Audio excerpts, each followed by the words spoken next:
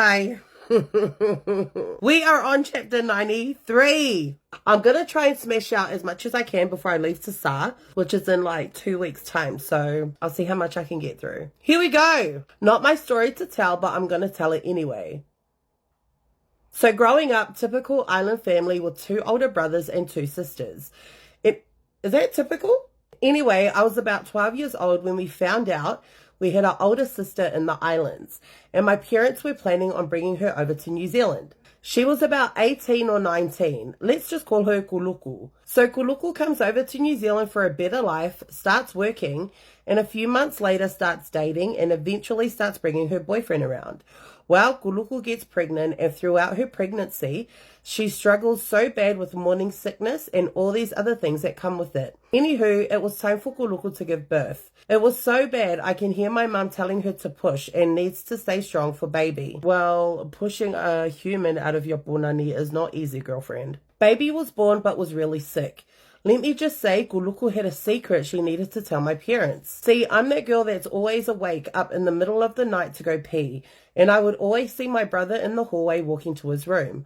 I thought nothing of it at the time, but sis, he was walking into his room coming back from my sister's room every night.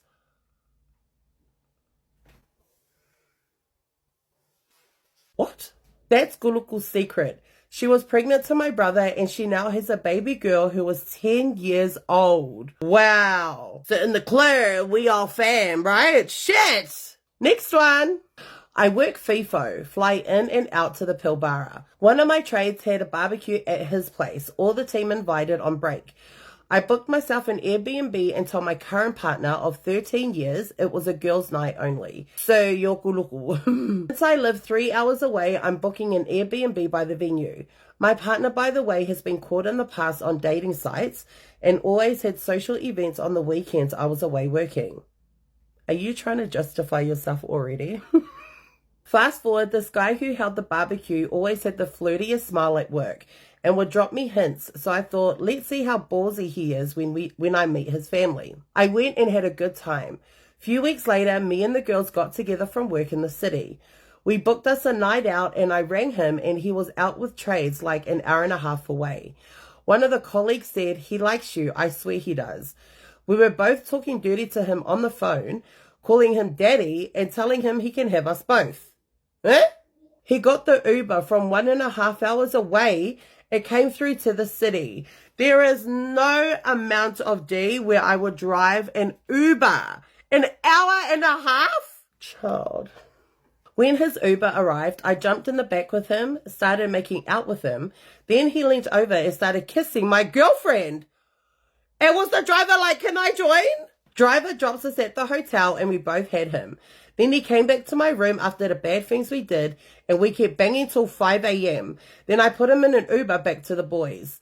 4 days later, we fly back to work and my girl mate, who we did it with, changed jobs. Fast forward, we have been sleeping together for almost 5 months at camp. When he flies out, we have no contact. And when we both at work, we are on.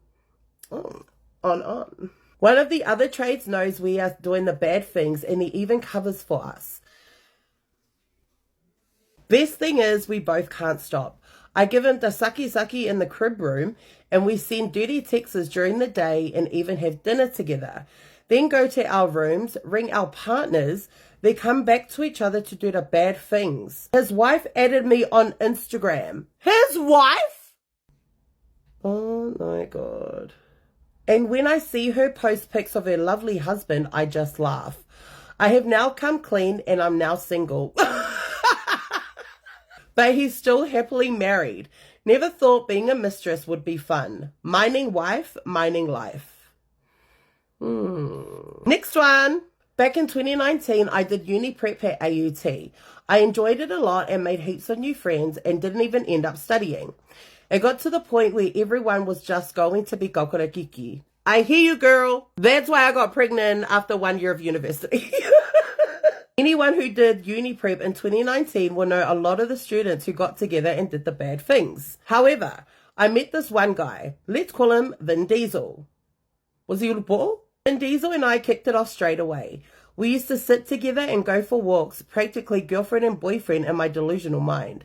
I kid you not, he's one of those nice guys you only come across once. We talked every day on Insta, but for some reason on Wednesdays, he would disappear around midday. Maybe to go to court. It got to a point where we both started catching feelings.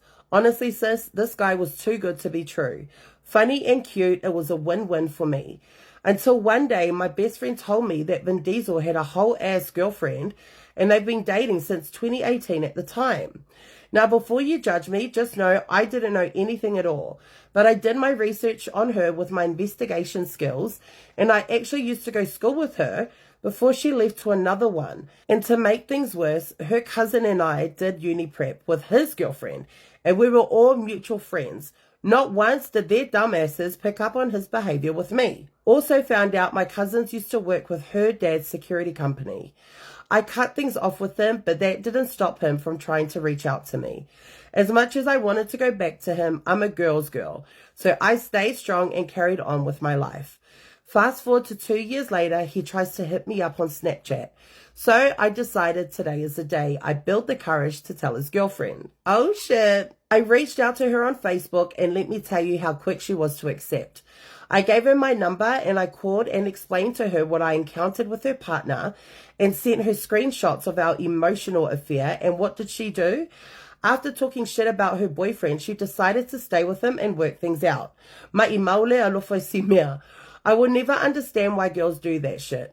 Me too, bro. Anyways, the moral of the story is, don't be the dumb girl who stays with her mans while he's entertaining the whole of South Auckland. I tried to help her, and I hear to this day that he still plays up. How do you know he still plays up?